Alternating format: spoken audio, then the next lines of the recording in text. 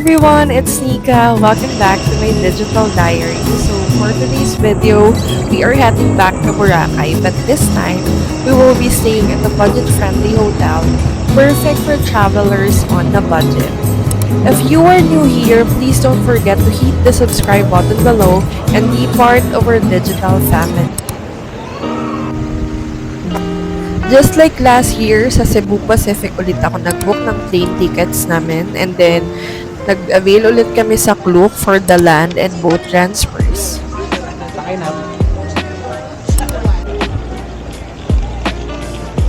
I don't know if you can still remember kung ano yung sinakyan natin last year, pero bus yun. But this year kasi, itong sinakyan natin is a minibus lang. So for me, mas okay to kasi parang naging private tour na din since halos dalawa lang din yung nasama sa group namin papuntang Katiklan Port. Pagbaba nyo sa Katiklan Port, may mag-a-assist sa inyo and then kukunin yung IDs nyo and then kailangan nyo lang mag-sign ng forms. Lalagay nyo lang yung names and age and then check lang yung IDs nyo. And then, bibigyan na kayo ng seat number for the boat. Kung mapapansin nyo dito sa right side, guys, mahaba yung pila. Pero since nag-avail tayo nung sa Klook, hindi na tayo dadaan doon. So, diretso na tayo dito kasi meron na tayong seat number para doon sa bangka papuntang Boracay. Sobrang bilis ang travel time, guys, from Katiklan Port to Boracay. So, as you can see, dito sa exit point, meron ditong ATM machine kung saan pwede kayo mag-withdraw just in case wala pa kayong cash. For our land transfers, may naghihintay na rin dito from Island Star Express to assist you regarding your shuttle. So, iyahatid na kayo noon sa assigned hotel. So, for us, dito tayo sa Boracay Ocean Bay Resort. And for our room tour, please don't expect anything grand since this hotel is a budget-friendly one. And as you can see, medyo may kalumaan na yung hotel or yung room itself. But don't worry because the bed isn't too firm naman. It's actually comfy enough for a good rest. And just in case na nag-worry kayo na baka mainit, no, because the aircon is cold. Hot and cold shower works perfectly. Refrigerator is working well, but we weren't able to use the kettle. Sira ata. But don't worry, meron naman sa baba na free hot and cold water and then coffee, hot chocolate, and milk. So, free lang yun, malapit dun sa front desk. Anyway, our room has a view overlooking the highway leading to the beachfront. So, mamaya bababa tayo. I booked this hotel via Agoda. I'll be sharing the link in the description box below in case you are interested.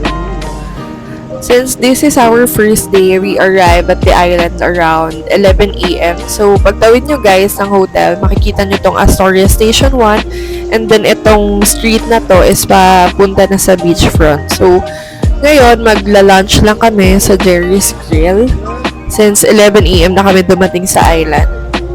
Last year guys, galing na rin tayo dito. We already have our 2024 Boracay vlog. Kasama ko doon yung sisters ko, si Bri, and then yung brother-in-laws ko. But this time, ang kasama natin is yung family ni Bri and then yung parents ko. Though, my mom is from here. She's from Aklan and muuwi-uwi na lang siya dito kapag gusto niya magbakasyon. So, I'm so glad na sumama sila ni Papa ngayon kasi usually si Mama lang ang umuuwi. Dahil ang papa ko po ayaw na iniiwan ang business namin. Nag-lunch lang kami saglit dito. Our total bill is around 4.5 to 5.6. That's good for 10 people na po. Also, I randomly bumped into my sis, a college friend of mine, si Marbs. We both graduated from Philippine Women's University, Manila. It's such a small world seeing each other in Boracay. Dito rin siya nag-celebrate ng Valentine's Day kasama yung family niya. So, I'm just so happy to see him. After namin mag-lunch guys, dadalhin lang namin sila sa D-Mall since first time ng family ni Bri dito sa Boracay. We want them to try the famous Coco Mama. Syempre, hindi sila pwedeng umuwi na hindi nila natitikman yun. So, lalakad lang tayo from Station 1 to D-Mall since malapit lang naman and kakakain lang din kasi so para medyo matagtag. Anyway guys, here sa D-Mall, madaming options dito na kung saan kayo pwede kumain. Merong Andox, um, Inasal, and other resto. Merong Japanese. Actually, nakakain na rin kami dito sa Queen Bee. More on seafood siya. Marami kayong dito pwedeng kainan and nandito na rin yung mga pasalubong. Pero, I reco na sa bandang market kayo bumili kasi medyo mahal pa dito sa D-Mall. So, nandito na tayo sa Coco Mama. After here, we are going to visit the Leaning Coconut Tree sa Bulabog Beach yun. So, para lang makapag-picture sila. Anyway guys, itong itinerary namin is halos same lang sa tour natin last year. But, ang madadagdag lang dito is yung Sinagpa and Diniwid Beach. So, if you want a more detailed itinerary, please watch our 2024 Boracay vlog. Guys, yung price list ng Coco Mama, kindly pause the video na lang so you can check. Actually, itong binili namin is good for 2 to 3 nights kasi sobrang dami na niyang laman. So, good for sharing naman na siya. So, anyway guys, from here sa D-Mall, pupunta tayo ng Bulabog Beach. So, sasakay lang tayo ng e-trike from here.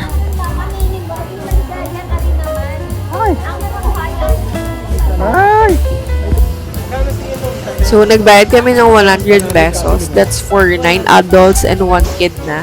So, per lapit naman na guys. So, sulit na rin to. Pwede nyung lakarin if sinisipag kayo. Pero kami kasi, kami kasama kaming mga senior citizens. So, medyo may kabagalan sila maglakad. So, magpipicture lang kami dito and si Bri gustong i-try itong sea urchins. Actually, mahilig siya sa mga ganito. May pinupuntahan din kaming sa Isla Verde and madaming seashells din doon. Mahilig talaga siya sa mga ganito. But this time, inalaw na namin siya na mag-try. Since madami kasing cases guys na sinasaktan ng tiyan, diba? So, sabi naman nila mama, okay lang since kakatapos lang naman namin mag-lunch. Yan lang kainin mo. Jesus name. Business ko naman. Busog ka naman eh. Ay, lago na mata. Sarap. Sarap? Ano? Kaligi? Ano? Para kaligi? Ano? Dadalawa ka? So, after namin sa Bulabog Beach, guys, yung iba nagstay muna sa hotel and kami ni Bri, kasama ko din si Papa, lumabas kami kasi magsa-sunset na and gusto namin mag-swimming kahit saglit lang. Pag ganito kasing bakasyon, ayaw namin nagsistay lang sa hotel. Gusto namin sinusulit namin yung place. And kaya naisip din namin na hindi nag-aanong mag-invest or mag-book ng mamahaling hotel kasi sayang since hindi rin naman kami masyadong nagsistay sa loob. Tulad last year, nabot tayo ng 45 sa Astoria. So, may kamahalan na. And discover din namin dito guys na mayroong mga nag-aalok. If hindi nyo pa na-try yung Crystal Kayak or gusto nyo i-try ulit, kapag sunset na guys, may mga nag-o-offer. Sa iba kasi diba 400 or 350 pesos. Pero pag sunset guys, dito sa Station 1 may nag-o-offer ng 150 pesos. Though trinay ko guys, hindi ganun kaganda yung pictures, hindi rin ganun kagaling kumuha. Unlike dun sa Station 3, guys, if gusto nyong mag-try ng Crystal Kayak, punta kayo sa tapat ng Astoria sa Station 3. Tapos mga bandang tanghali, maganda mag-picture dun guys.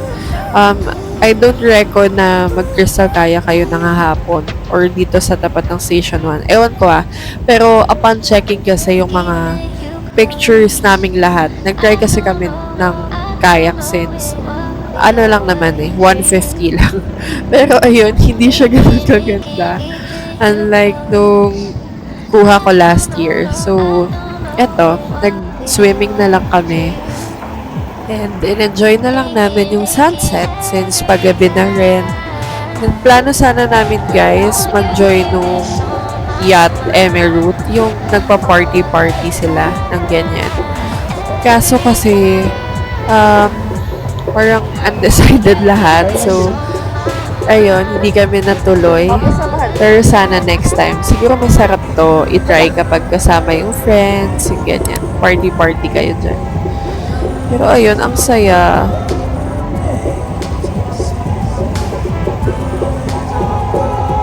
Ang daming pwedeng gawin dito sa Boracay, guys. And tingnan nyo yung sunset. Sobrang ganda. And ang clear ng water. So, hindi ko alam, pero totoo talaga na babalik-balikan mo yung Boracay. Like, anytime, pwede kang pumunta ng Boracay. Sobrang ganda dito. For our dinner, guys, dinala namin sila dito sa Escanita. Bago lang kasi to eh. So, hindi rin namin to na-try ni Bray last year nung nagpunta kami dito sa Boracay. Okay lang yung presyo. Masarap yung food, though may katagalan nga lang yung survey nila. Pero, okay yung food, guys. And madami yung survey. Tapos, guys, meron silang pa-complimentary na dessert. Medyo maliit lang nga pala yung space nila. So, pagpunta namin dito, hindi pa kami agad nakaupo kasi punuan pa. So, nung umalis na yung isang big group din, doon lang kami nakaupo kasi doon lang kami kasya. Dating na yung iba.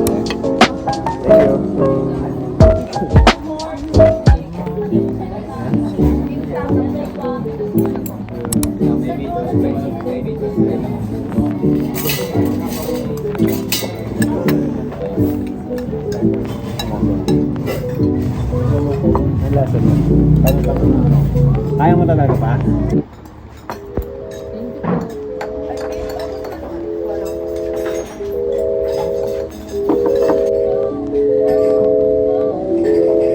Gawin nyo na lang yun.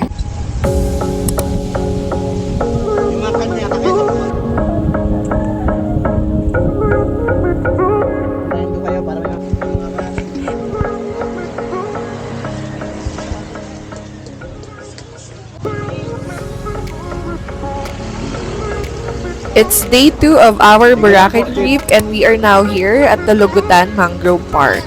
Mostly ng mga pupuntahan natin, guys, is walang entrance fee. Kailangan nyo lang sumakay ng e-trike or mag-rent.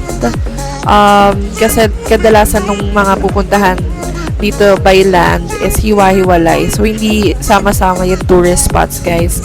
So, for us, ang ginawa naman namin this year is by point kami, by tourist attractions. Last year kasi isang rent lang kami ng trike. So this time, guys, mas nakatipid tayo. And from station 1 dun sa hotel natin, nagbayad lang kami ng 150 pesos papunta dito sa Mangrove. And for the human road, guys, meron dito wala namang fee na kailangan, pero merong tip box. So, mag-tip na lang kayo. Thumbs up tayo. Sabi sang okay. Tingin sa dagat, ma'am. Turo niyo yung dagat.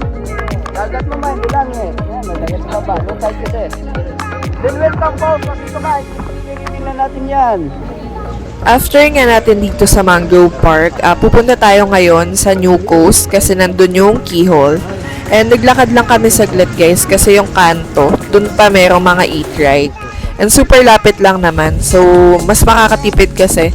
Nag-try kami ngayon ni Brian na cutting trip, hindi na yung mag-rent kami ng isang e-trike the whole trip. So, na-realize namin na iba-iba pala talaga yung presyo. And in this trip, mas nakatipid kami. Siningil kami from Mangrove Park to New Coast for only 200 pesos. Ano na kami nun? 5 na kami dito sa e-trike. And then, ibababa na kayo niyan mismo sa keyhole.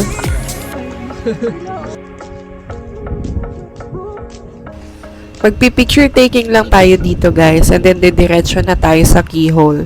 Anyway, guys, since nag-cutting trip lang tayo, mamaya kailangan natin maghintay ng another e-trike or cab para makalabas tayo ng New Coast. Kasi, dun sa entrance, dun pa lang merong mga e-trike na papunta naman sa Puka Beach. So, may nasakyan kami pero natagalan kami sa paghihintay.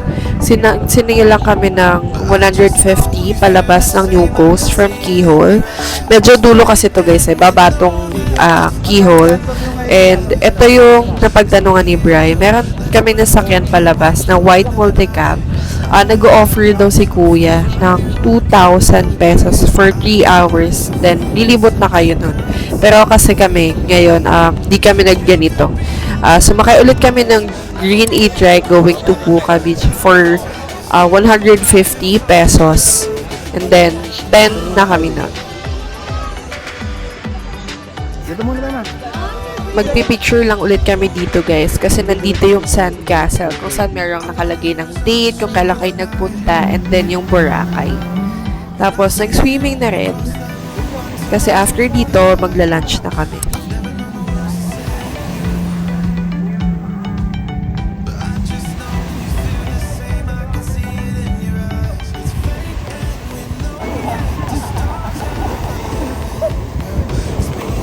Lamig!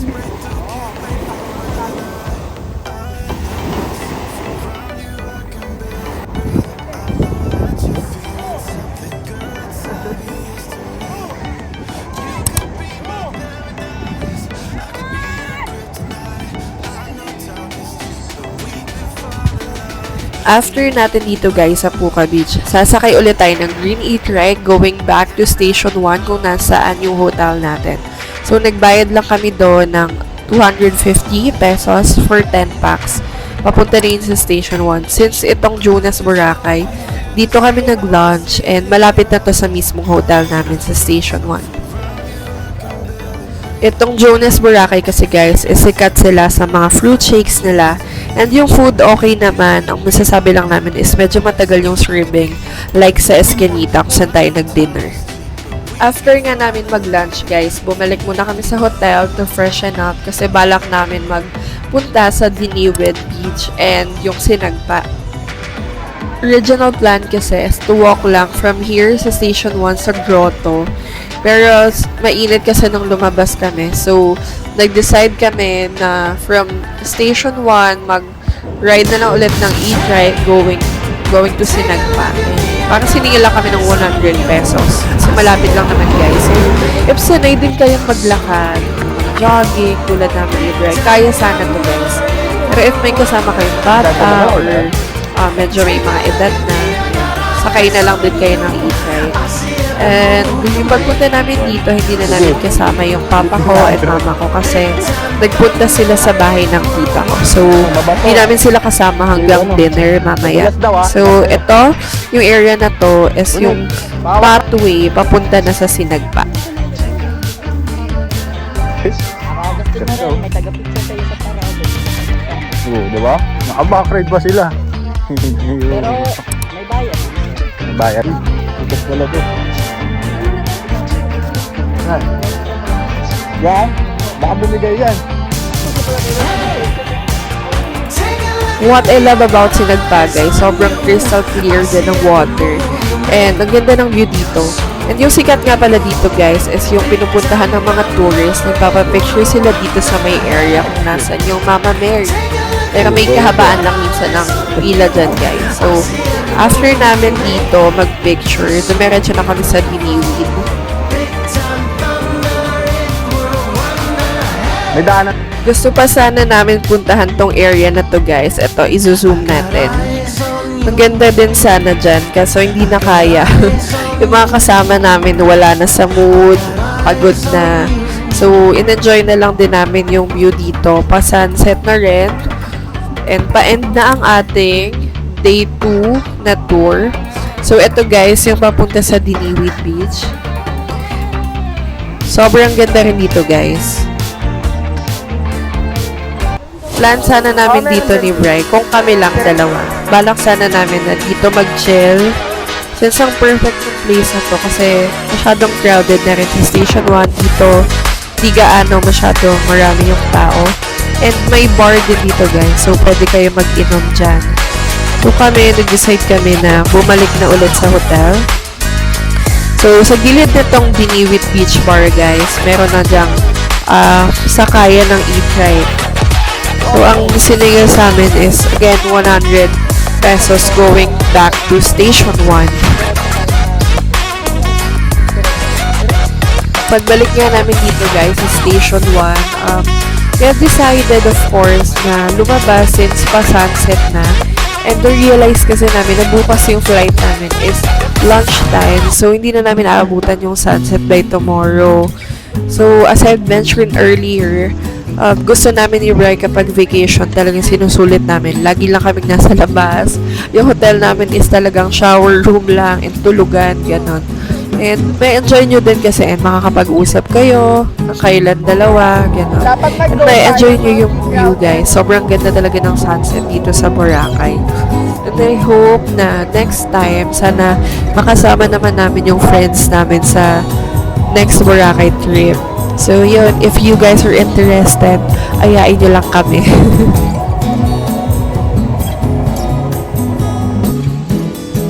It's our last night here guys in Boracay. So nag-decide kami na kanya-kanya na kami ng dinner since may mga kanya-kanyang gustong puntahan or kainan. And I'm trying to contact my parents since gabi na wala pa sila sa hotel guys. So sabi ko sa sisters ko natawagan na sila. And ayun nga, nandun pa daw sila sa bahay ng tita ko and doon na sila magde-dinner. So naglakad kami dito guys ni Bri papunta sa may D-Mall and pinadaanan kami itong Pande Boracay. We were able to try some of the breads pero hindi kami nasarapan guys.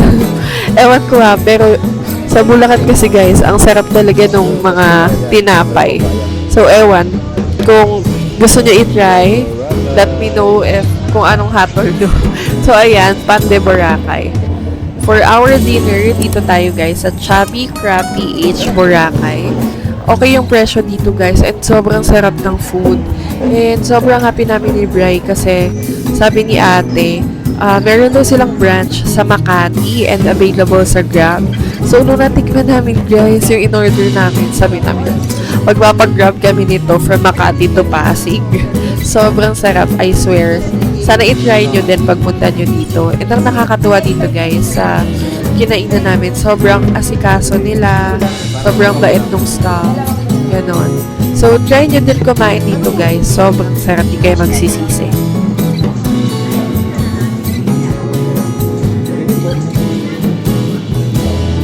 Meron din sila dito guys, yung mga notes, yung pwede kayo mag-ticket dyan. Hingi lang kayo ng paper kanila ate. Sobrang bait nilang kausap. Talagang maasikaso sa customer. So, dito na kami kumain ni Bri. And wait lang namin yung order namin. Gusto ko rin mag-ticket. Gabi. Gabi. Is the new sexy.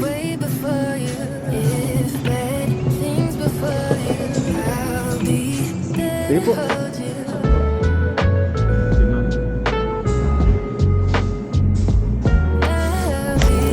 Yung in-order namin guys is yung oyster and then yung squid. Pareho tong salted egg guys. Sobrang sarap. Tignan nyo na yung reaction namin. Pagkakain namin ni Brad. Nagulat din kami kasi ang sarap guys. As in, trinay namin tong gayahin yung luto na to pagbalik namin ng Pasig. Pero hindi kasing sarap nitong in-order namin sa Boracay. Sobrang sulit na ito.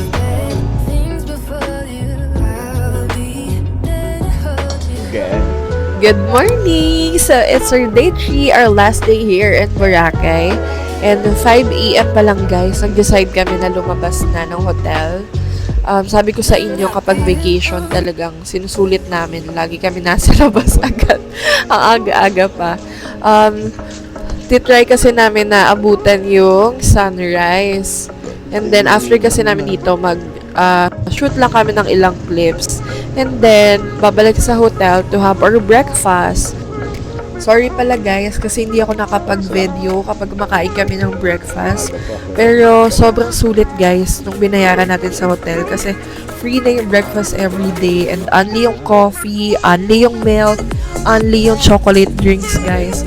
Tapos, bababa lang kayo ng room nyo, 7 a.m. Nag-start na sila mag-serve ng breakfast. Sobrang bait guys ng mga staff doon. So, please be kind kasi meron kaming mga nakasabay doon sa hotel na hindi okay yung treatment sa staff. So, sana maging maayos yung treatment natin sa mga nakasalamuhan natin guys. Kahit saan, hindi lang sa pagta-travel. Kasi they are just doing their jobs. Huwag tayong entitled guys. So, yun. Wala namang bayad maging mabuti sa kapwa. Since last day namin dito sa Boracay guys, yung parents ko kasama din namin ni Bri. And I'm so happy kasi talaga nag-enjoy sila sa trip na to. Kasi yung mga senior parents natin guys, parang 'di ba, hindi na sila ganun ka outgoing. Pero I'm so happy na kasama ko sila dito sa trip na to. And bumalik lang kami sa hotel to have our breakfast. Makikita nyo guys, meron din yung free fruits every day. After namin mag-breakfast guys, bumalik pala kami dito sa Bulabog kasi nandito yung Calma Cafe. Last year gusto ko na sana i-try ito, kaso talagang ewan ko, every trip natin sa Boracay masama ang ating pakiramdam. And this time nga, muulan pa. And wala rin kaming payong kasi hindi namin ina-expect na hindi gaganda yung panahon. So, pagpunta namin dito, hindi pa naman ganun ka dami yung tao since maaga pa. Sobrang ganda ng place, guys. As you can see, kami lang halos yung tao kasi yung iba nandun sa baba. And I'm so happy kasi hindi pa ganun ka-crowded. And nag-order lang kami dito ng coffee. Pero for me, nag-order ako ng ginger tea. Sobrang tapang, guys. Pero sobrang okay yun. Sobrang healthy nun, guys. So, itry nyo din. And yung tuna sandwich, masarap din.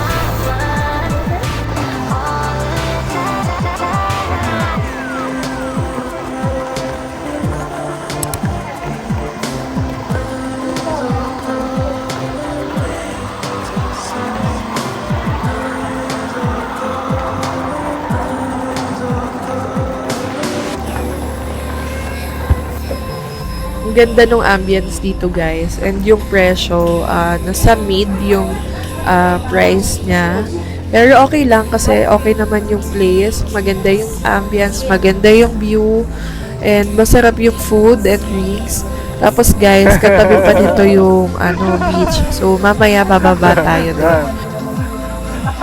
Mali ba? Yung human drone nga eh.